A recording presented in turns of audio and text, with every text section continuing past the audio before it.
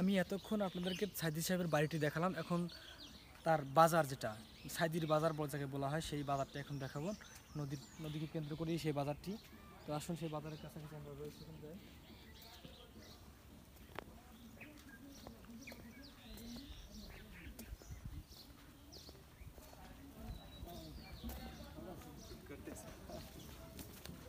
এটি হলো আল্লামা সাইদির বাজার।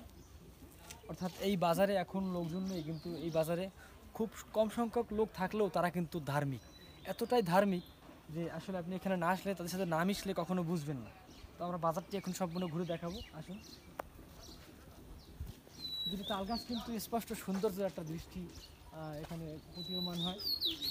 দেখুন সেই বাজার, এখানে ইট খোয়া রয়েছে, লাগলে নিতে পারবেন।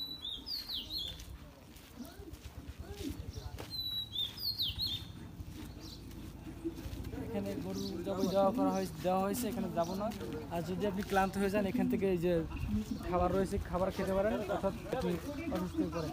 এই পাশে আসুন, এখানে নৌকো রয়েছে, বট গাছ রয়েছে,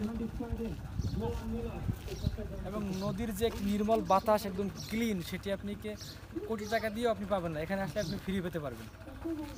আপনি যদি গ্রামীণ পরিবেশ যদি উপভোগ করতে চান, তাহলে অবশ্যই একবার হলেও এই জায়গায় এসে দর্শন করে যাবেন। দর্শক, আপনাদেরকে আমন্ত্রণ রইল আল্লামা দেলোয়ার হোসেন সাইদি সাহেবের বাড়িতে আসার জন্য। এখানে মাসুদ সাইদির একটি দেখতে পাচ্ছেন যে ঈদের শুভেচ্ছা দেওয়া রয়েছে।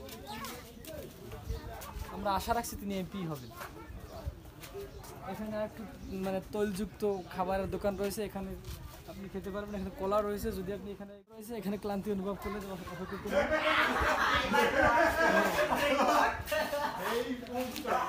এখানে কিন্তু অনেক দর্শনার্থী আসে এবং তারা পিকনিক করে। এখানে চর রয়েছে, সাইদির চর বলা হয়, মাঝের চর বলা হয়।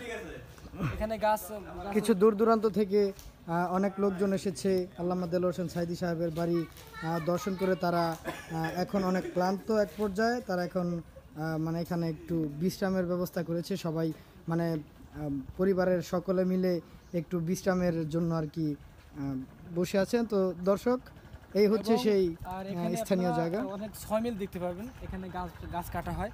এবং ওই যে দূরে দেখতে পাচ্ছেন, ওগুলো হলো চর।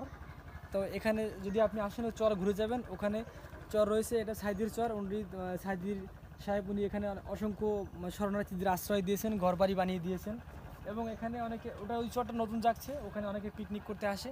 তো আপনারা এখানে পিকনিকের উদ্দেশ্য নয়, তাকে ভালোবাসেন, তার দাওয়াতি কাজকে ভালোবাসেন, সেই অনুযায়ী এখানে আসলে এই জায়গাগুলো ঘুরে যাবেন। সাথে থাকার জন্য অসংখ্য ধন্যবাদ।